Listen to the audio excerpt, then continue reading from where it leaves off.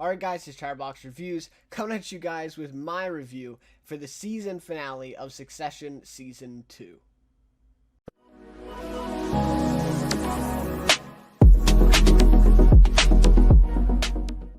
Alright, so Succession Season 2 has been an absolute treat to watch. So I've done reviews for all 7 episodes prior to the last few, so I didn't get a chance to review episode 8 and 9, and I do apologize for that. I was aiming to have a review for every episode of the season on the channel. That's what I usually do when I'm doing season reviews of shows, but just got really busy the last couple of weeks, and I really did not have time.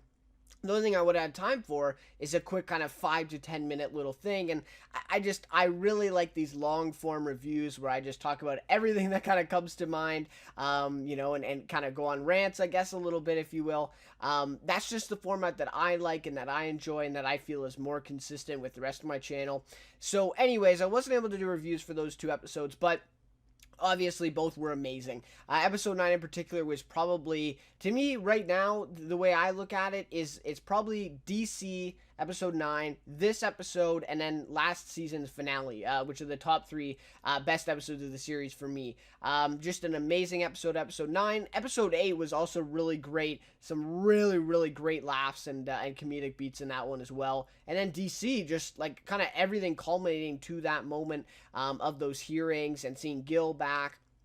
And the whole dynamic there was just awesome. So, and then also the best part of that is the ending of it, which sets up this blood sacrifice, in Logan's words, which essentially just sets up everything in this episode. And this episode, man, was just spectacular. The perfect ending to this season of Succession, which has been off the charts. I think it was episode 5 or 6 of the season. I crown this one the best the best TV show on the air right now, and I still believe that, even maybe more so with this finale. This show is probably going to go down as the best show of 2019 for me, but we'll have to see for the rest of the fall. But this was just an amazing journey. So, anyways, I'd love to hear your guys' thoughts of this episode in particular, and also the rest of the season too, if you want to share your thoughts on that and how this kind of wrapped up everything for you. Really like to hear your guys' thoughts and discuss this one, because there is a lot to discuss. And this ending, I've seen some varying positions on this and varying opinions on it, so I'm going to share mine towards the end of the review, of course, and I'd love to hear if you guys agree or disagree with that. Yeah, now that would be really great. So anyways, also, if you enjoyed this review, please leave a like and consider subscribing to the channel. Would really appreciate that. I've been gaining a lot of subscribers, a lot of people commenting, interacting in the last little bit, so can't thank you guys enough for that, and really looking forward to growing the channel a little bit more in the coming future. So anyways, without any further ado, let's get into this one. So we'll go over a detailed recap. This one is probably going to be pretty long. So we'll go over a recap of the episode, and then I'll get to my rating, favorite character, and some more overall thoughts where my kind of opinion lies on the ending and how that all transpired and what that means for a Season 3. Of course, we already know Season 3 is renewed, so we know we're going to get it. And so then I'll maybe share some of my predictions as to what we might see in Season 3. All right. So, of course, this episode then centers on this mini vacation, right? Or this kind of middle vacation, I think that some of them call it, which essentially bridges the gap between the shareholders meeting and then also the hearings in DC, right? So it's kind of this in-between 2-week period where they don't really have that much to do, right? They don't have that much to do. They can't really do that much in changing public opinion between, the hearings and the shareholders meeting there. They only have a few things that they can do to help try alleviate the situation that was spurred on by this Cruz guy who went public, of course, which we saw in last episode. So yeah, so the core group, right, the family, and then, Jerry, I believe it was Carl, who else was there? Frank, did I say Jerry? Willa, I guess, was there, Connor and Willa, even though they really have nothing to do with the company. Anyway, so the group goes on this vacation, but it's not really much of a vacation because right when I guess it is in a little time that they have before Logan gets there, which was just an awesome entrance scene, by the way, of Logan coming in on the helicopter. that was just like phenomenal, right? And I think Shiv had a really good line here, where she says, like, you know, something like, well, the vacation's over at this point, and it really is. I mean, right when he arrives, he tells them, you know, right out of the gate that he wants to have a chat the next day, and that somebody might need to take the fall for this. I don't think he says that outright, but a lot of people can kind of see what's going on here, and kind of, they figured out pretty quickly, right, that someone may have to go, and that might be the only way that they do this. And I think he does mention, like, some people have talked about me stepping down, and of course they all come to his support, like, no, that can't happen, and all this stuff. So it can't be him, of course, right? It can't possibly be him. It's got to be somebody else in the company that's going to take the fall, essentially for him, but really for the, you know, for the general family and the general company as well. So yeah, it's a vacation, but not really, right? Logan gets there, the tension, it just ramps up to, you know, 110, really, right? Or 11, or whatever you want to say. And this is just such a tense dynamic that plays throughout the entire episode until that decision is made. So then, of course, this comes, I do want to mention this because it is kind of important for Roman's character. And I don't want to discount his part in last episode. So this comes after Roman honestly admits to Logan that going private with the collaboration of those Turkish investors will not work. He just doesn't trust the Turkish investors. He did, you know, and Carl and the other guy, I forget his name. I think his name's Jamie, but I forget what they call him, his last name. Anyways, and so Jamie's telling him, like, oh no, this is a great deal. Like, they're going to do it and all this stuff. But Roman's being honest with Logan. He's saying, no, I don't trust them. I don't think that they're actually going to be there and give us this $10 billion that we need in order to go private. So essentially, that trip was all for nothing, right? That whole thing with Roman was for nothing because they can't even trust the word of these Turkish investors that they will actually come through. And so, yeah, it's just a little unfortunate to see that for Roman's sake. But he does milk the hell out of this, you know, saying how he almost was killed and he, you know, got raped and held captive and all this stuff. So, anyways, it also added to that humor, right? That dark kind of humor that Roman always goes for. And that was great, but for sure, right? For sure, Roman's going to milk that situation. And it was a pretty serious one. Again, it created some great comedic beats in last episode, but definitely a serious, like, scene and moment, situation for Roman to be in. And so for him to come on board, you know, survive, right? He's alive in this. And then be honest with Logan and say, nah, this isn't an option. So that was really great to see. And so essentially we just find out that going private is not going to be an option, which would have saved them, really, right? If they go private, they don't even care about these shareholders anymore. They just are all dismissed, right? Like, they don't even need them anymore. They don't need their money. And so then they would just go private, and it wouldn't matter anyways. And so... But now that option is, you know, essentially in the trash can, right? Like, this one is done. They don't have any other, you know, investors or people interested in it that could actually put up that money.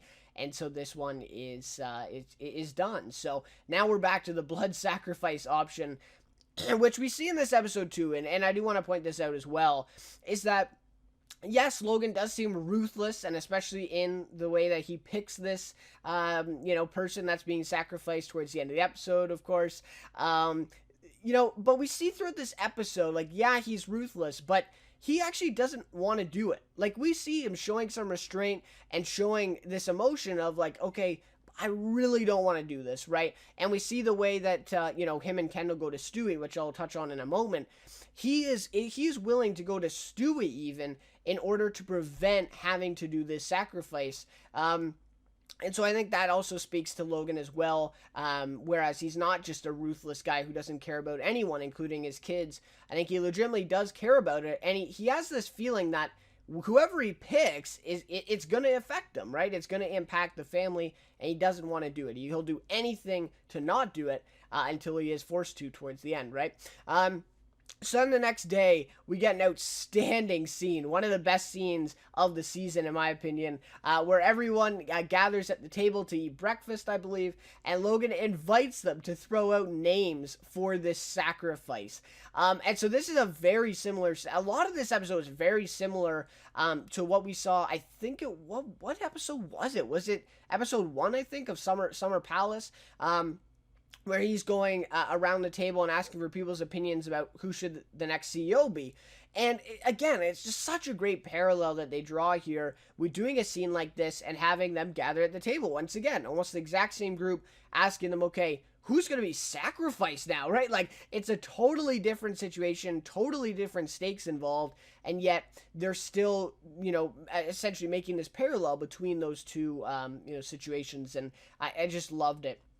Absolutely loved it. And yeah, so it was just a really great scene here between these characters.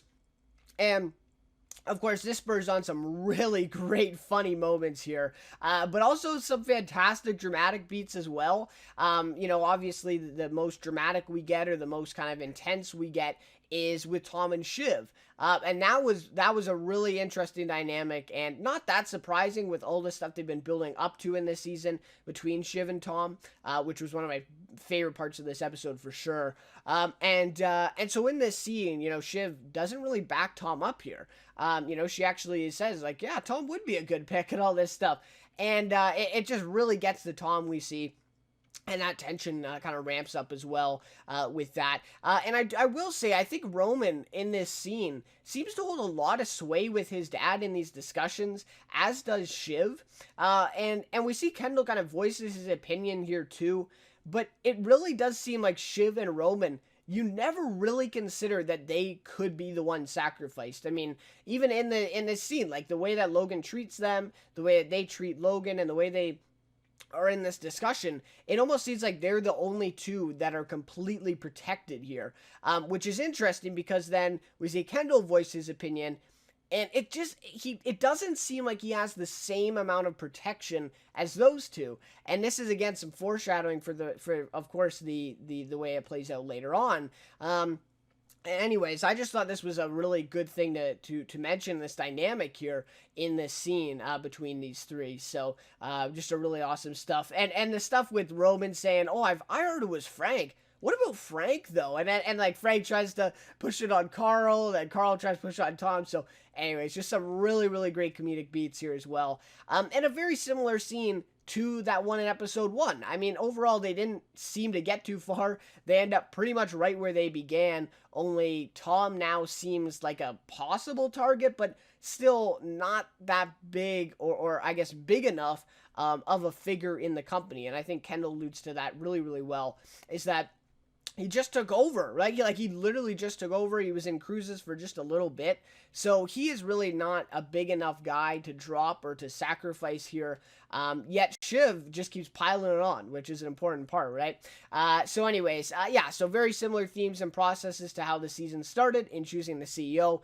Only this time the person being chosen is essentially getting murdered, not crowned, in terms of the business world and their kind of reputation in the public eye, right?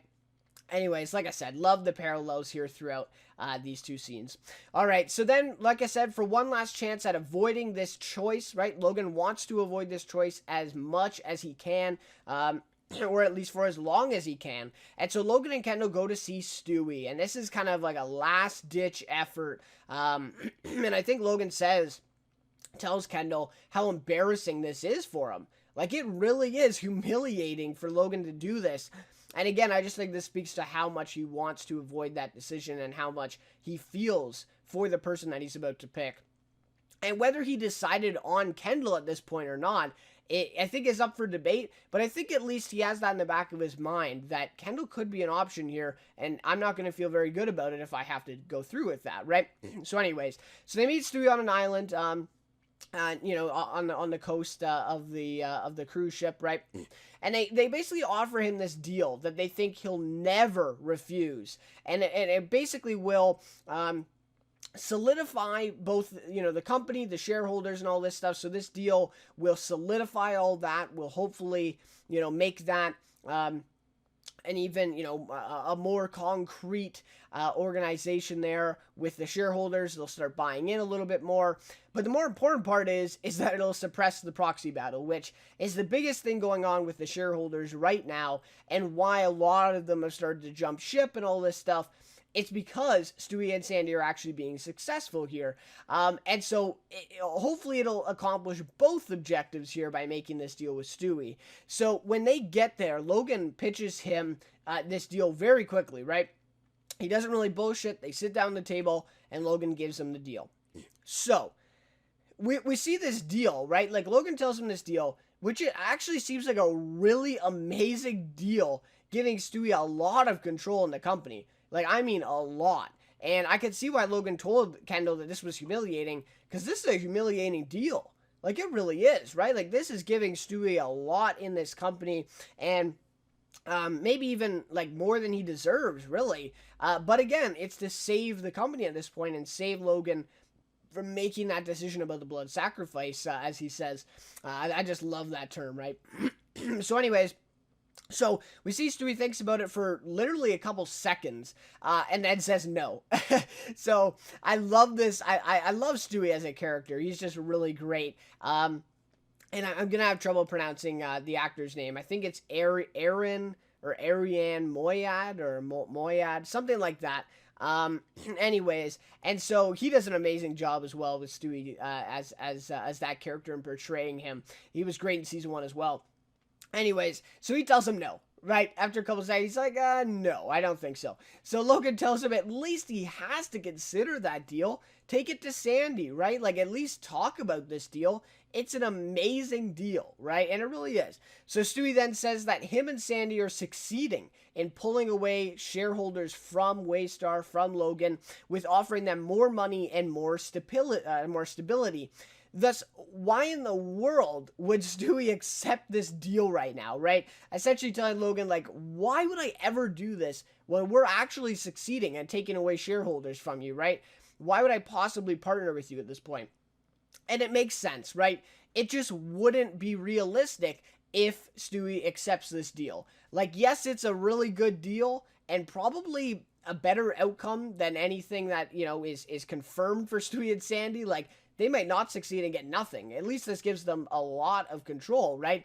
But it's not realistic. It just doesn't hold up to what Stewie's character has been so far. And so he quickly denies this one. So therefore, this leaves Logan only one last option, which is the blood sacrifice, which he's been trying to avoid. But this last-ditch effort doesn't seem to go so well. And so this makes him, go to this the blood sacrifice. As he mentioned, right? So, as a result of this conversation then, between, having a little bit earlier here, jumping back, between Tom and Shiv, right? Shiv pretty much just, putting it on Tom, right? Piling it on, saying that he would be a good option, not really backing him up in that conversation and all that stuff. So, as a result of this, of this conversation and Shiv's attack on Tom during it, admitting he'd be a good target, all this stuff, right? So the two of them spend the afternoon on the beach in a secluded cove off the ship to talk. And I have to say, I think this was one of the better scenes of the season for me as well. Again, the balance between comedy and drama is just such a great example in this scene, because there are moments in this that you're like, okay, Tom is so awkward and just so, like, kind of, weird, right? He comes off so weird in this scene and that it's kind of funny, but then it just really hits hard by the time this scene ends off, and it just goes so dramatic and so serious, where the stakes are really high once again, and it's just an amazing scene. So Tom finally stands up to Shiv once and for all. So this is a moment we've been waiting for since, like, ever. I mean, really, like, since episode 1 of the show. This is a scene that maybe some of us thought we'd never see, with Tom standing up to Shiv. So it really shows how angry he is that she didn't back him up, but also he tells her, his true feelings about the open relationship, and how her basically springing that on him on the wedding night was really hurtful. right? And he said that was a biggie to drop on the wedding night. So he's essentially finally being honest. And again, we've known that he's had these feelings for a while, right? We've known that he doesn't like this open relationship, that he, obviously sees a problem with it. But he's never been able to voice these concerns to Shiv, and or anybody really, right? Or anybody. He's never been able to voice these concerns, and finally he's able to tell Shiv that and say, I don't like this idea. I legitimately hate this idea of an open relationship. And then we also see early in the episode as he denies this threesome that she offers them to have earlier on, right? And it's you'd think any man would want to do that or whatever, want to do this threesome. But and the whole purpose of it is for Shiv to show him the benefits of an open relationship, right, and all that stuff. But he denies it. He basically caves on it and says that he doesn't want to do it. He drops out last minute. And so again, it's just showing this idea that he isn't down for this. He doesn't want to do this, and yet Shiv has kind of put this on him again on the wedding night, where the night before they're getting married or the night of them getting married, she's got to put this on him now. So he was forced to kind of accept it, and that's just the way that Shiv is able to control a situation. She's great at that. And she's been controlling Tom ever since that wedding night, and probably ever since they've been together, right? Probably before even the show, timeline started, right? So anyways, it just feels like we're really rooting for Tom in this scene after seeing what he's had to put up with all this season, all this build-up, right? All this build-up of Tom being... kind of put down, and condescending, right? Shiv being very condescending to Tom, and all this, the way that Shiv treats him, not as an equal, really, right? In this relationship, doesn't see him as an equal. And finally, just after all this build up and all this, kind of sadness that you feel for Tom, it's finally, right? Finally standing up to her. I think actually one other moment where he stood up to her was he told her to fuck off when Roman and her were making fun of him at the dinner in episode 2, I think it was. That was a great moment too. But anyways, so then he drops the bomb on her saying that he believes he would possibly be less sad without her than he would be staying with her. Which is a really impactful line, but again, the way he says it's just so awkward and a little bit comedic. Matthew McFadden's an amazing actor as well, portraying this character. But we see then Shiv actually feels this. This actually gets to her, this comment made by Tom. The rest of it, oh, you're not open for the open relationship. You're not down for that. But this actually gets to her. We see her face here, and she feels sad. And this isn't a face that she's just putting up for Tom to see. Tom's not even looking at her, and yet we see that she actually does feel this. She actually does feel sad at this, and she even says sorry to Tom. And again, it's I don't even think she quite understands what she's apologizing for, which is even more sad.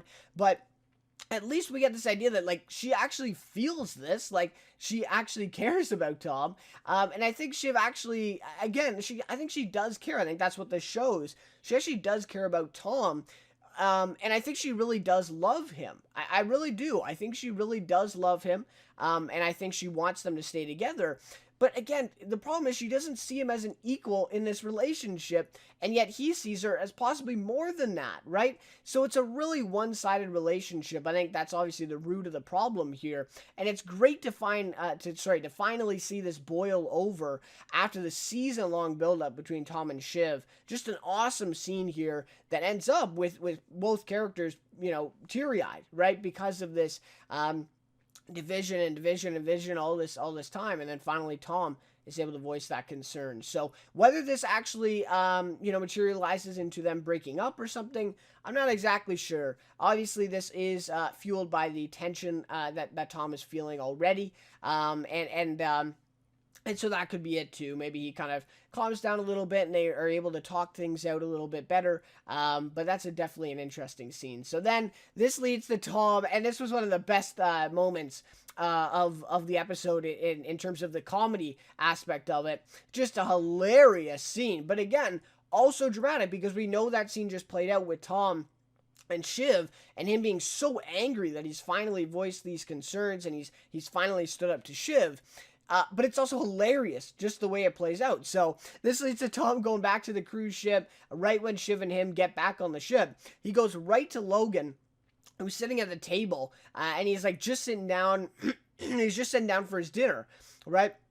And he's just sitting down, he's getting into it, and Tom grabs a piece of chicken right off of his plate with his fingers. He takes a bite out of it, and then just puts it back down on the plate and walks away. Doesn't say anything. Logan says, like, are you okay, Tom? Like, what's going on? He doesn't say anything. He just puts his sunglasses back on, gets up, and walks away. It's just such an awesome and satisfying scene to see this happen to Logan. And, like, I think this is maybe one of the first times that anyone has ever done something like this to Logan. It's just insane to see Tom do this. Like, he's always been such a yes man, and, I'll go anything that Logan says and all this stuff. Bore on the floor, perfect example, right? And so for him to do this and just be such a dick, right? Grab this piece of chicken off his plate. Just so satisfying for Tom's character. Anyways, Logan is bewildered at this, right? He can't possibly believe that Tom just took his chicken, right? And it's the funniest line here is when this leads to a conversation between Shiv and Logan, right? Because Shiv's walking up behind Tom and she witnesses this happen and all this stuff. So Logan goes right to her and says, what the fuck is wrong with Tom, right? Like, why did you just take my chicken? And he also says this line. He says, like, he just took my chicken. What's next? He's going to put, I can't remember what the food was, right? But he says he's going to put his dick in my mashed potatoes. I think that's what it was, right? Logan said, well, what's next? He's going to put his dick in my mashed potatoes? Anyway, it's just such a funny scene there from Logan. And it's like him taking a piece of chicken is like the biggest thing in Logan's world right now. It's just so funny. So anyways, like I said, this leads to the conversation, which actually gets a lot more serious beyond this. So Shiv explains to him that the situation has gotten to Tom a little bit, right?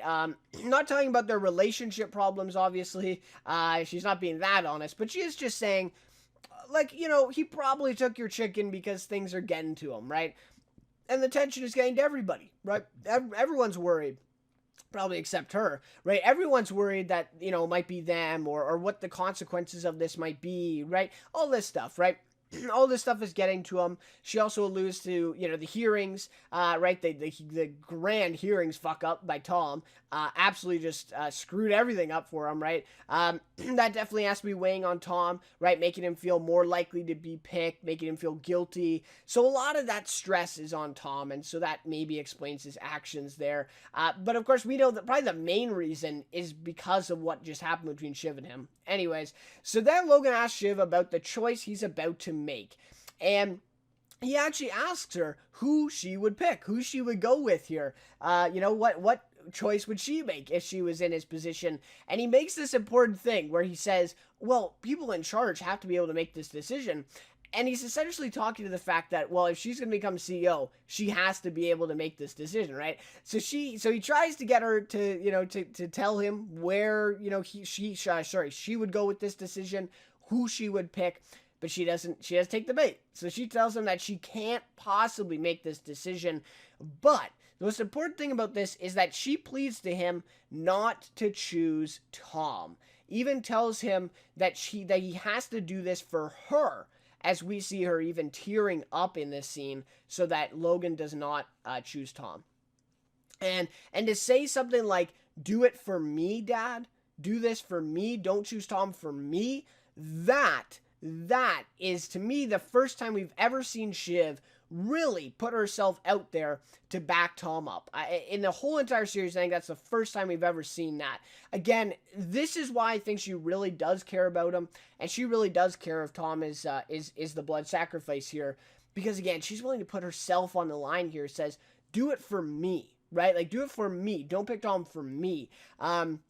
Just a fantastic dynamic here, and for her to actually tell Logan that, again, it just speaks volumes to the way she actually does care about Tom.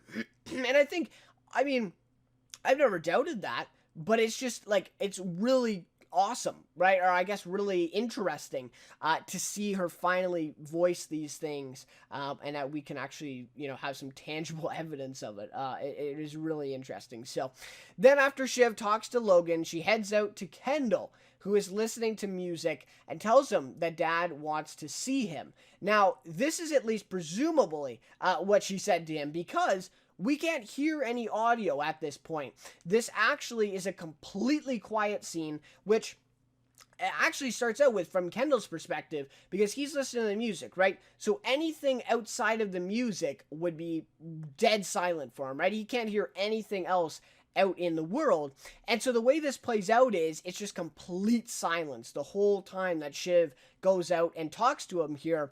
And I just thought it was such a great setup for what is going to happen here, what's going to come next. And it gives us this feeling that Kendall probably knows at this point what this is, why he should go talk to his dad, and how Shiv has came out and told him and all this stuff.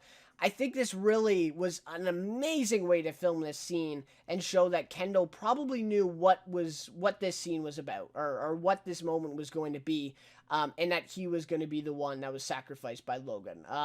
And again, yeah, just a really great direction choice there for sure on not hearing any audio here. And then I love it too, because when he walks in the room, all of a sudden this audio comes back, right? And then we see Logan say, oh, hey, son, right? And so this whole thing just kind of builds and builds up, and then we get the scene. And again, the way this show works is they let scenes really play out. And that's something I really love about it. And this scene in particular, they really let play out. At least in my memory, I don't think there was like a big like dun dun dun, like beat in the background and all this stuff.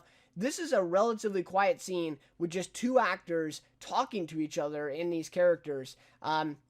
Just an awesome scene. So this brings on one of the most heartbreaking but objectively great scenes of the entire season, in my opinion, between Logan and Kendall. So, of course, we all know what this was, right? So Logan eventually informs Kendall that he is the one being sacrificed. He is the blood sacrifice in order to save the company. And really, it does make a lot of sense if you think about it, right? Tom is just too small of a head. Frank is too small. Carl's too small. You need a big, big head in this that is involved in the company and that can really, really take the fall. The only other person that I could have seen working is Jerry, but Roman says at this point, well, we can't lose another woman, right? He says that earlier episode, and it's true, right? Like, it is really true. They can't do that. It just doesn't look good either. I mean, a woman perpetrating this thing, it just, from an optic standpoint, it doesn't look very good.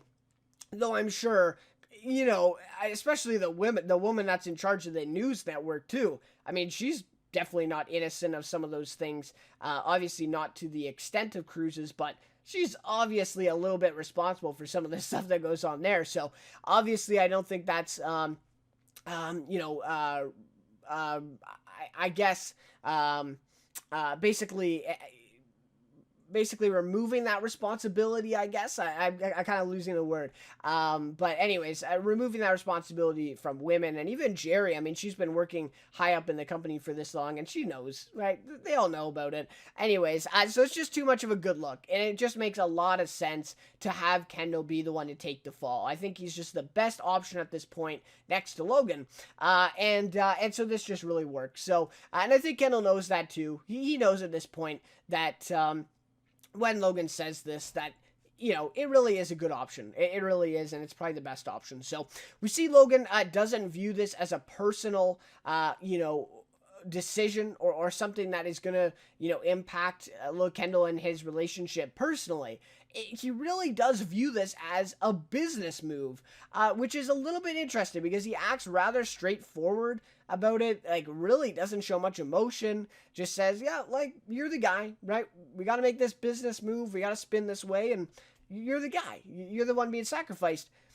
And it's like, he sees this as just a blip for Kendall. He just sees this as, something little small that goes on with the company, just a small business decision. And meanwhile, like in reality, he's ruining Kendall's whole life. Really. I mean, this is the end of Kendall's life as he knows it. In the business world, in the public eye, Like, yes, Kendall will be fine for the rest of his life with money, right? He could probably live on an island with Naomi for the rest of his life and probably be pretty happy.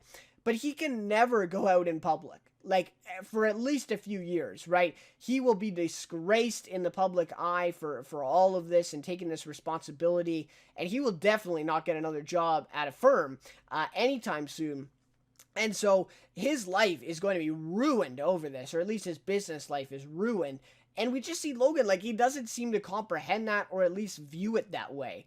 And it's really interesting how Logan views this. So we see Kendall actually takes this pretty well. I mean, probably better than a lot of us might have thought he was going to take it, right? Or at least he appears to, right? I think deep inside he definitely is really sad about this. But I think at least the way he acts it out and puts on this mask in front of Logan, it's really impressive. He takes this well. So then the biggest thing about this scene is he asks Logan if he thought he could ever do the CEO job. Because now at this point it's like, all right, I'm never going to become CEO. So, why not tell me, Dad? Did you ever think I could do it, right? Did you ever think I could really do the CEO job? And Logan replies with no. He doesn't think that Kendall could have done it because he says he's just not a killer. He says you gotta be a killer to do this job, and you're just not a killer. Over all these years, you're just not a killer. I mean, Kendall really is suited for it. He's the best suited out of the children by far. He knows the business. He knows how to run it. But Logan said he's not a killer. He's just not a killer. And I think Roman and Shiv are even better than him in that department, if we're going to talk about that, right? So we see Kendall accepts this, and when him and Logan walk out to the group, that are sitting at the table, then he reaffirms the decision. He really does. He's like, no, it's fine, guys. It's going to be me, but it's fine. Right, but we see Roman is actually not all that pleased about the decision. Neither is Shiv really either. I think it comes as a surprise to both of them. Roman's like, well, just pick one of these guys. Like, pick Tom, and all this stuff. So, it's true, but again, Kendall's the best decision. He really works the best. Tom's not big enough. Carl's not big enough, all this stuff. So, anyways, it was interesting, to see Roman and Shiv kind of come to his defense here and back him up and be like, what the? Like, no, it can't be Kendall, right? It can't be one of us kids. And again, this speaks back to the scene in the very beginning of it, where all three of the kids come together and they kind of say, like, can we talk about this after? Like, when all this is done, are we still going to be able to talk to each other? And that really plays a big part in this as well. So, then Kendall tells the group that the dinner is on him.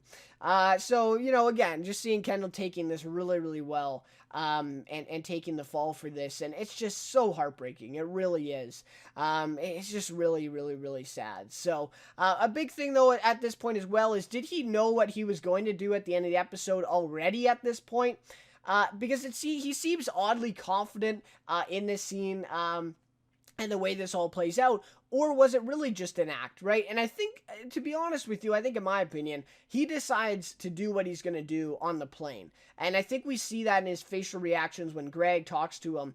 I think at that point is the time he made the decision. But I think even at this point, where he's really acting quite confident about it and kind of shrugging it off, even at this point, I think it's at least a thought in the back of his head about, okay, well, what would happen if I just don't go with this, right? Like, what would happen if I go to this press conference and not do what Logan told me to do, right? Not do what my dad said. So, that is, I think, an interesting thing, and I'd like to hear your guys' thoughts on, when do you think he decided to do what he did? All right, so then we get this phenomenal ending to the episode. It really was. This was, I wouldn't say as kind of surprising or shocking, or even that. I mean, maybe more impactful in the way that the narrative has went for this season, but I wouldn't say as surprising or as shocking as season 1's ending. That was a really, really crazy one that kind of came out of left field, if you will. A real curveball thrown in there that I don't think anyone truly expected, unless you saw some spoilers or something. Like, that one really came out of nowhere. This one I could kind of see coming. I knew that something was going to happen here. Something was going to go wrong with this press conference, but I wasn't sure quite what it was going to be. And so that's where I think this episode, maybe it is more impactful, but I don't think it's as shocking, but it's still just as great. I mean, this phenomenal, phenomenal ending. So we see Kendall going back to New York. accompanied by Greg, which is kind of hilarious in itself, just to involve Greg in this. So, in order to give his press conference, right? So he goes to New York to Waystar Royco, right, the headquarters, I guess, to give this press conference, revealing himself as the sole person responsible for all the cruise's cover-ups and all this stuff, and essentially echoing the sentiment that it never went above him, right? So that Logan didn't know about it.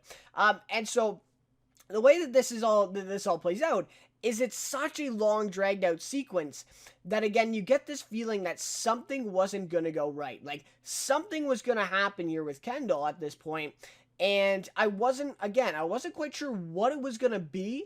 I wasn't sure if he was going to backstab Logan, or he wouldn't show up to the press conference.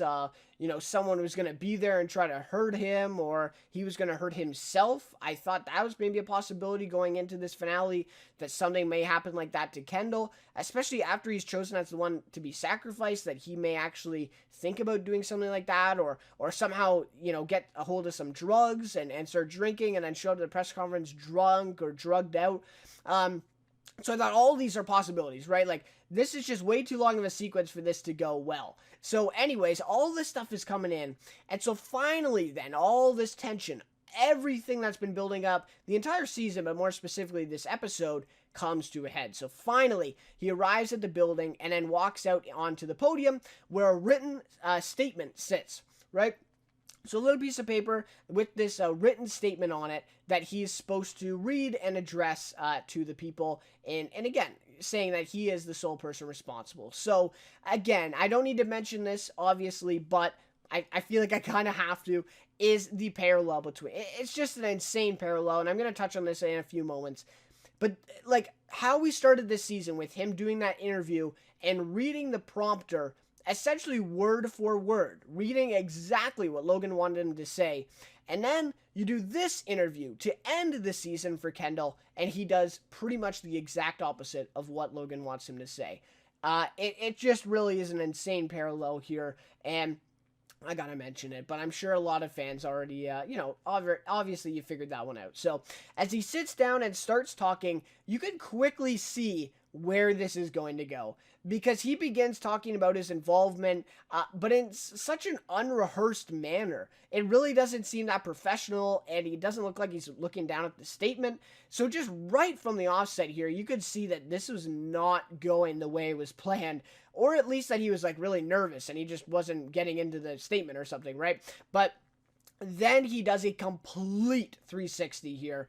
And this, again, is just an insane episode, or insane scene, sorry. So, he says that his dad was the one in charge and knew about all of it. And not only knew about it, but let it go on. Said he was a really good friend with Lester McClintock and all of this stuff, right? He says he even brought documents to prove the things that he's saying, to show that Logan signed off on a number of these things. And all this stuff, spouting this evidence of it.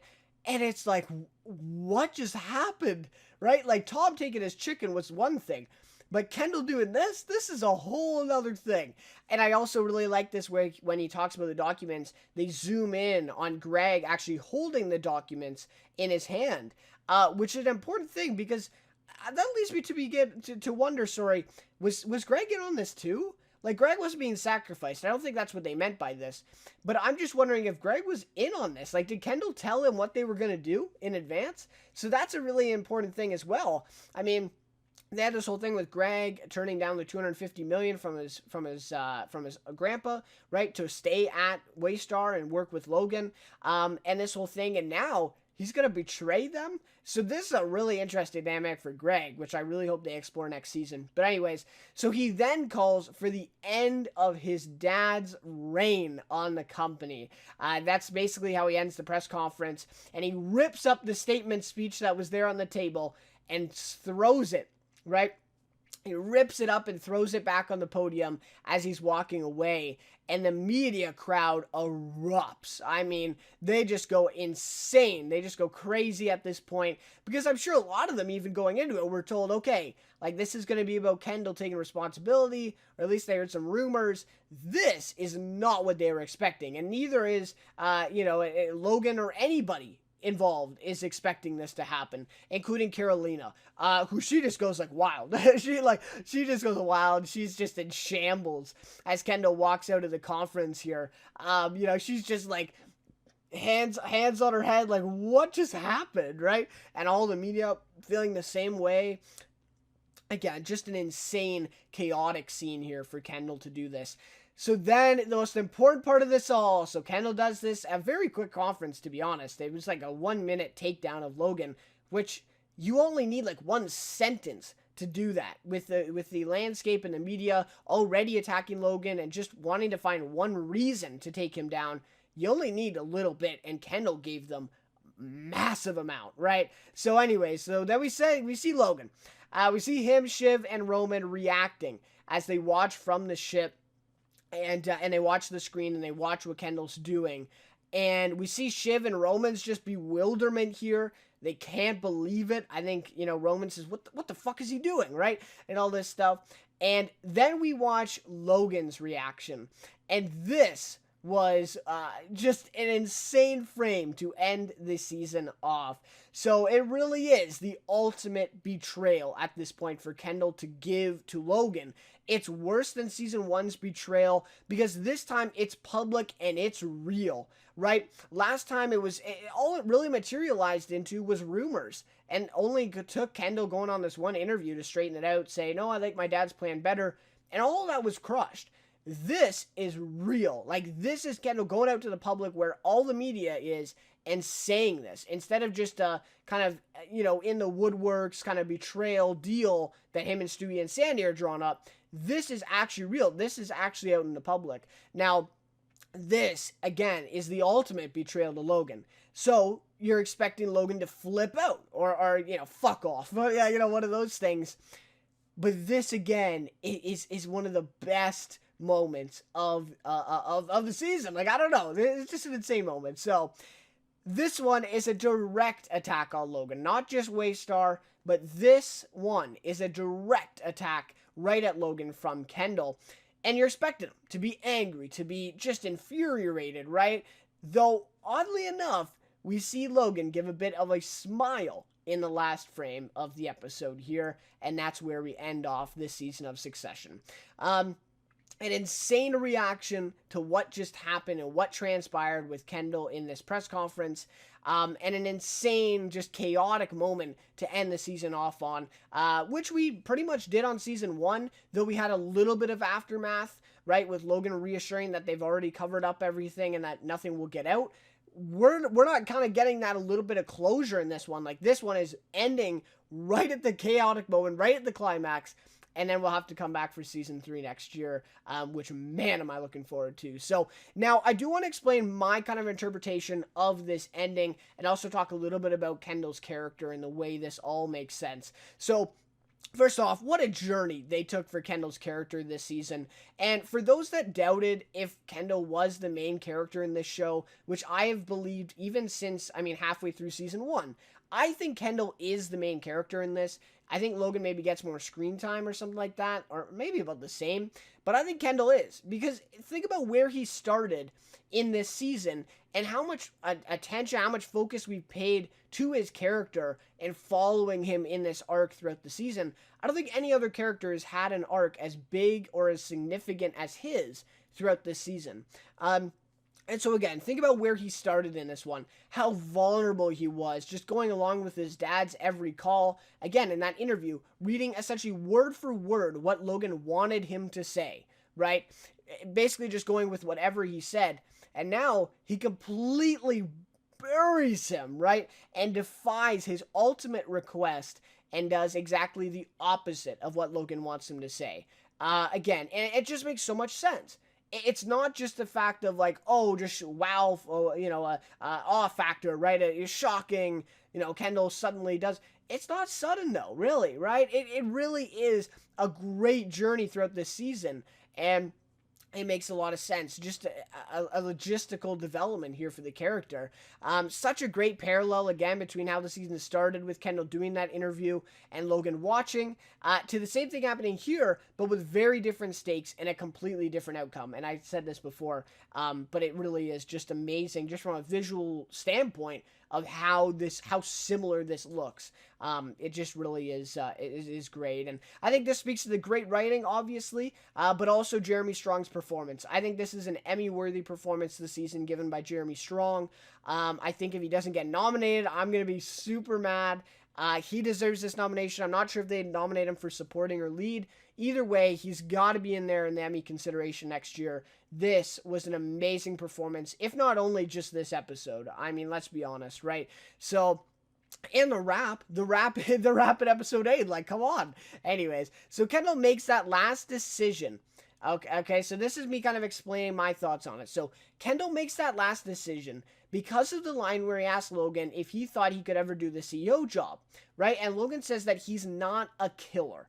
That's the one thing missing that makes him not kind of able or kind of kills his chances of becoming the CEO. But this act here is a perfect example to Logan that he really is a killer, right? And probably the only example so far, but it's the ultimate example. It is him being a killer, him taking down his dad, even though it's like completely against anything that Logan has ever taught him or told him. He is willing to take down his dad in order to save his own life in a way, right? And this is really killer. So again, all in all, I think this was the ultimate test that Logan gave to Kendall. In that Logan knew that the only way of swaying the shareholders and keeping the company in the family's name once and for all, like the truly only way for that to actually happen, was him to go down in flames. It really was. And even at the very beginning of this episode, we set it up that the big shareholder says, Francois or whatever calls him and says, it's got to be you. You have got to be the one that steps down and takes this, takes the meat of this, right? He has to be the one that is sacrificed. And I think Logan knows this. He gives this test to Kendall and says, well, you're not a killer. You're never going to get this job because you're not a killer. And then tells him to sacrifice himself. Well, what is Kendall going to do to prove that he's a killer? He's going to take down Logan. And so I really think, yeah, you could talk about, oh, like Kendall just made this huge move. But again, I think it's controlled by Logan. And I'm not sure Kendall even realizes this.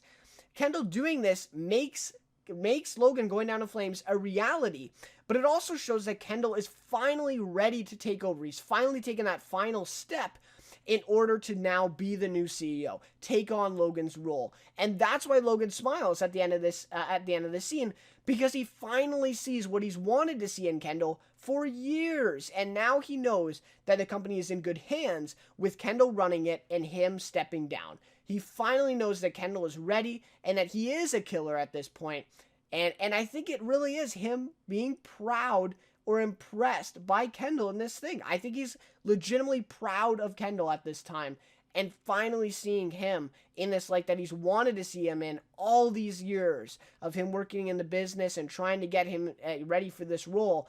He's finally ready. And so Logan is now willing to basically abdicate his throne, if you will, and give Kendall that chance at running the company. So I will say, though, for an optics sake, I don't think Logan is going to make his feelings about this public.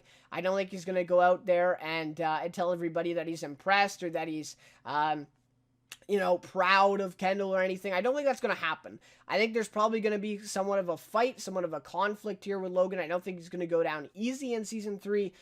But the way this ends and the way that this shows Logan's true reaction to this and his smile, I think just speaks volumes. And it's such good writing here. We see Logan is always in control.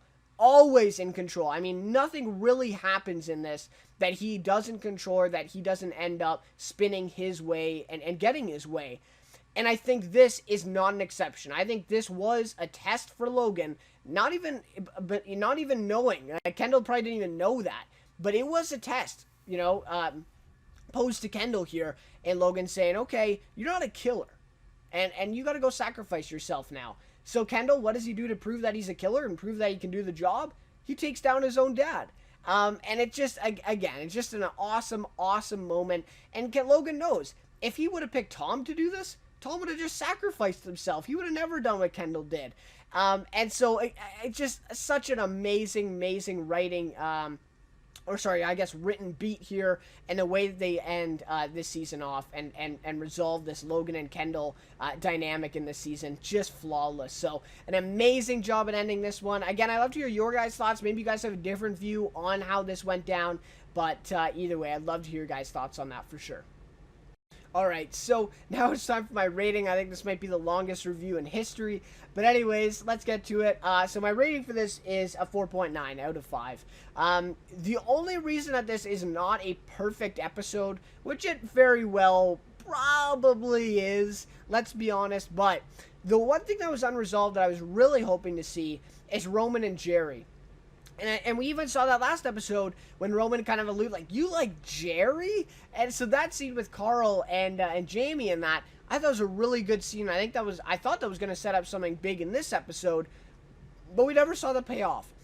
And that was a really weird and interesting story and plot that they took in this season. So I would have liked to see that pay off. And then also Connor's president run.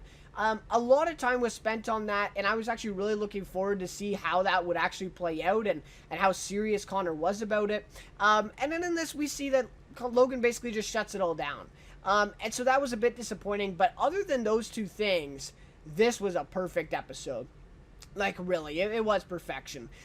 Now, whereas DC last episode seemed a bit more action-packed, a little bit more, I guess action is a good way to describe it, but just more stuff happened, right? More tension and kind of more stress on these characters in these moments, right? The big moments that we wanted to see, Gil face off against Logan, right? All these moments. But this episode was equally as good, if not better, even though it didn't even have those scenes and those moments in it. It was the fact that just the way that they ended this season off and the way they decided to write this finale and take us on this kind of journey within this finale was just so well done that it almost is better than last episode. Even though maybe that last episode was more satisfying, this one hits harder. And so just a really, really great job. So one ending to this season, which pays off the whole build-up throughout with Kendall and Logan, Shiv and Tom, like everything, all the family dynamics, Tom and Greg, and how all of this has come to be this season. This is the ultimate payoff to see Kendall being chosen as the sacrificed one and then turning it all on his dad, which has been building up this entire season of the children realizing, okay, what would happen if I go against Logan, right? And a lot of them are still reluctant. Now, finally, Kendall takes that step and becomes that killer, and he's able to take down his dad. And again, just such a great poetic ending, and just such well written. Some great humor in this episode, as we see in pretty much every episode. It's not a comedy, man, but this is some of the best laughs I have each week come from an episode of Succession. It is just insanely funny at times, and this one definitely not an exception to that. Amazing tension throughout over who would be sacrificed, right? Again, like, it's such a small thing, but the tension they build here is just amazing. It's like, it's comparative to like a Lord of the Rings or something like that. Like, and it's such a small little thing, but the way that they write this, the whole season, and the stakes involved, and the way you care about these characters, it's like, no, this does matter as much as, Frodo getting the ring to Mordor or something like that, right? So, anyways, obviously I'm, exaggerating a little bit, but it's just an amazing building of tension for this, for sure. And Logan finally abdicating his throne. We'll have to see for season 3 and how well this transition goes. But obviously that would be the big centerpiece of the show. It's called Succession. Someone succeeding Logan over the company. And we'll have to see where the show goes if it decides to go in that way, in that direction, which will probably change the kind of landscape of this show going forward, which will be really awesome. All right, favorite character for this one, obviously it's Kendall Roy, played by Jeremy Strong. Like I said, I think this is an Emmy-worthy performance this season from Jeremy Strong. Just an insane consistency. He's so good at the emotional, dramatic scenes, but he's so funny as well. And the scenes with him and Naomi and all this stuff, like just everything that goes into this Kendall character is just so well performed by Jeremy Strong. And I think he really does deserve that Emmy consideration. Really a shame that he wasn't nominated for season 1, because, you know, a lot of these actors deserved it, and not just him, but he did an amazing job. And Kendall, I already talked about it, but what a journey for his character this season. What an arc, and what a way to end this off as he takes that final step. He becomes that killer that Logan wants him to be, and hopefully now he'll be taking over that CEO position. So anyways, guys, that'll just about do it for my review of Succession Season 2, Episode 10. This was such an amazing season of television. Probably one of the best seasons of TV I've ever seen. I'm gonna be blunt. I mean, it really is that good. This is definitely my new favorite show that's on right now. Walking Dead, maybe this and The Walking Dead's close. But man, I just love this show. I love it. So anyways, if you know people who aren't watching this, you got to talk to them about checking this out, because it's not getting a lot of attention, but the people who are watching it absolutely love it. So anyways, guys, yeah, really look forward to season 3 next year, and I definitely will be back to do some reviews for that. But otherwise, thank you guys so much for watching this one, and thank you for sticking with me throughout this season of Succession and watching these reviews. Can't thank you guys enough for that. But once again, guys, thank you so much for watching, and we'll see you next year for Succession Season 3.